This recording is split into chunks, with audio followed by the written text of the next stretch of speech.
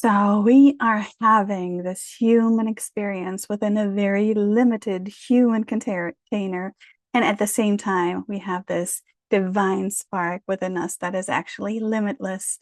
And to me, boundaries are what is actually necessary to serve this seeming paradox within ourselves. And we can do this from a place of lack and fear and constrictions, which is actually what I have heard most people teach, or we can set boundaries from a place of love. And that's what I will be sharing in today's episode. This is Joy, the Journey of You podcast. We're your hosts, Devin, Chris, and Felicia. And we're here for joy. This podcast is your permission slip to reconnect to your inherent joy and to embrace it. Let's fill up the cosmic joy pot together as we dive into today's episode. And so boundaries are quite a vital and foundational aspect of self-love. So as I just mentioned, there are different ways that we can set boundaries. So one comes from that place of lack and fear, the fear that we don't have enough time, enough money, enough energy, enough love, any resource really. And what happens when we set boundaries from this place within ourselves, which is actually our ego, as we have often described it in this podcast before, then for one, we will equally trigger the ego in others because that's the frequency from which we are speaking and acting. And we're also sending out this frequency of lack into the universe, and our reticular activating system in our brain will attract an abundance of proof of this perceived lack into our reality. So we will act from lack and we will create more lack through that.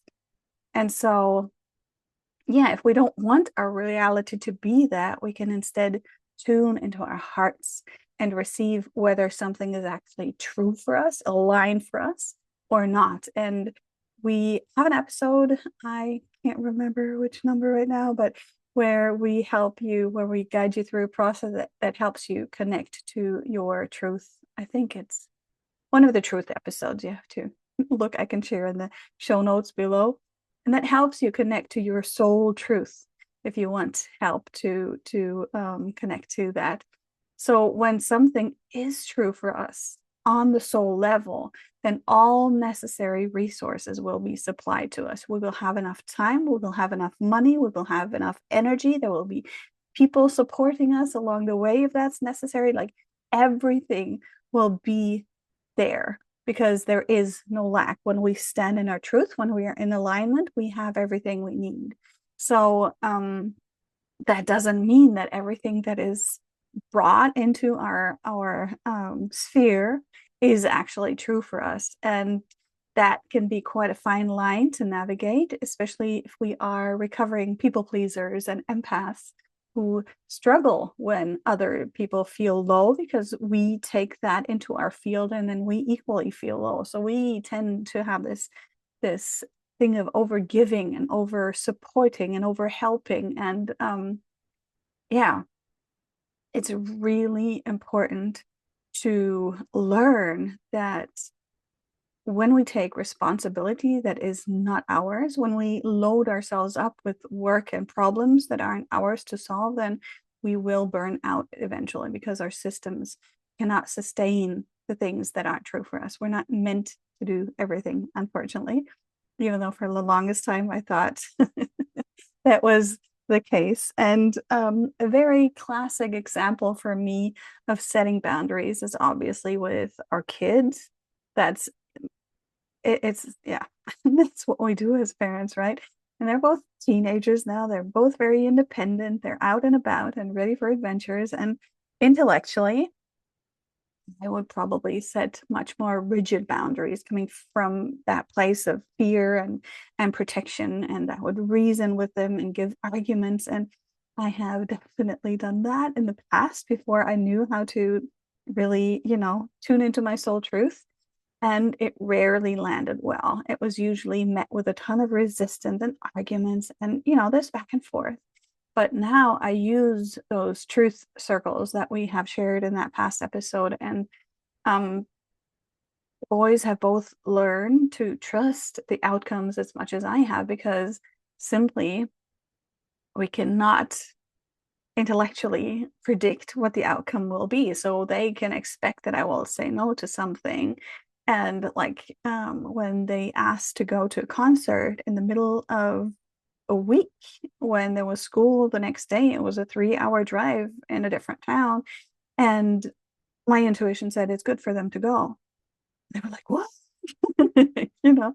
So we will know that when I get that it's true for them, for us, for me, whatever, it'll be fine and we can go to bed in peace. But equally, when there is a no, there is also no discussion because we know that it's in no one's best interest. And I usually don't get the reasons why it's not, but we don't need the reasons. We don't need to know. We can just work around the fact that it is a no, right? And that has made life incredibly easy and peaceful. So I can truly recommend this approach.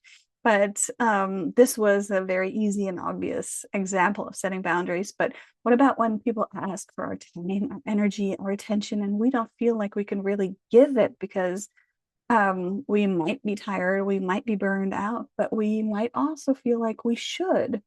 And should is always a telltale word. But what about those times, right? And so I would love to guide you through a short process where you can feel the difference, where you can feel it somatically in your body and just know that you are not meant to give everything. And I just shared on a different podcast um, that especially as parents, we have like there's this growing tendency. I don't know if this is an international thing or just in Germany, but there used to be the helicopter moms, and now there's the lawnmower moms that kind of they mow the grass in front of the kids so the kids, have an easy path to walk on and everything is mowed for them. And so we can overstretch our energy in many, many ways, our resources. And it is not healthy, not just for us, but also not for others. We don't give them the space to grow, to learn from their mistakes, to fall and get up again.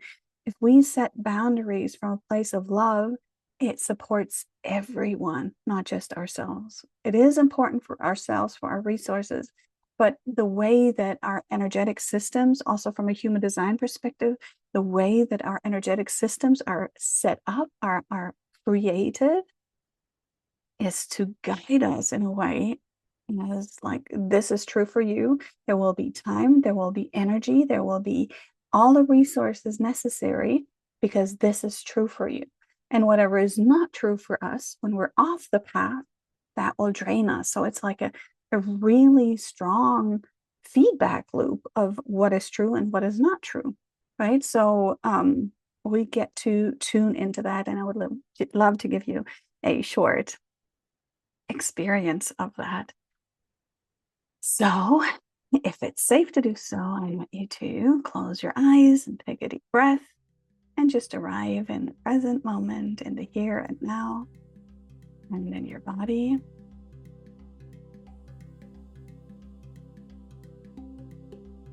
And imagine that your energy, your love, your time, your resources, all of that are held in this beautiful, gorgeous cup.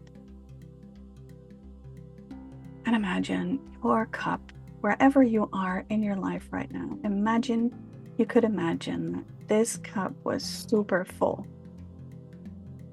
You are energized and alive. You feel loved and loving. You have an abundance of money. You have an abundance of time. However that came about, you are just truly full of life. And really feel into what that sensation feels like in your body. What is that experientially?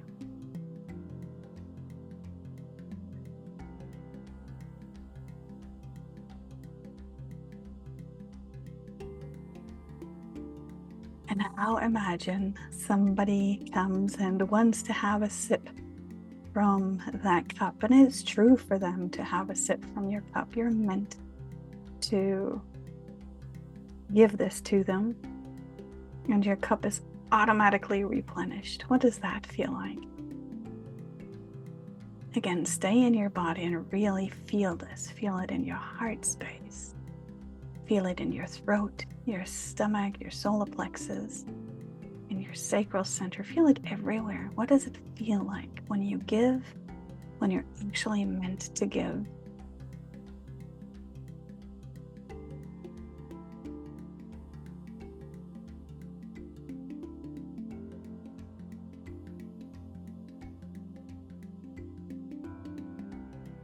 And now imagine somebody comes to drink from your cup and they're not meant to drink from your cup.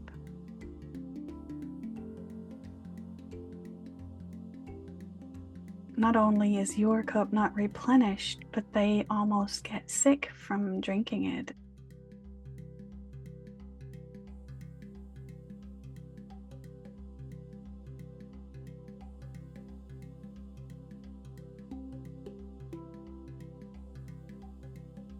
And what would the first sign be for you physically when somebody wants to drink from your cup and they're not meant to? And you are meant to set a boundary, a loving boundary, to protect them as much as to protect you.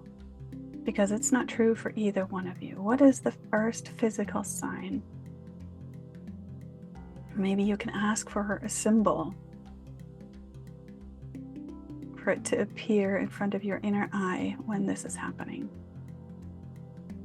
When this is a loving no.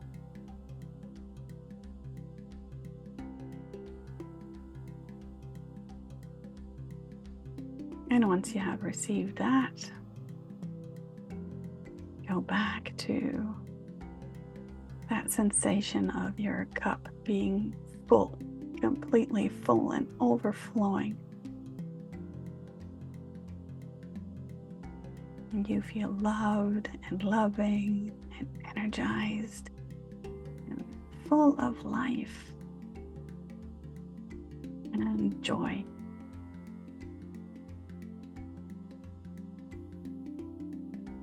Anchor that in, because that is absolutely possible. No matter where you are at in your life, this is where your soul is trying its best to guide you towards. And when you're ready, you can open your eyes again, take a deep breath, and rub your hands together to come back into the present moment. And yeah, we're truly meant to be in that overflowing state. And I hope that today's process helped you, guide you, or helps to guide you towards that space where you have that abundance of support flowing into your life and able to do all the things you love. And with that, I will leave you. And I would love to hear your thoughts either in the comments or in the poll if you are listening or watching to this on Spotify. And yeah, we'll see you again in the next episode, I believe. Sure, I believe. Take care. Bye-bye.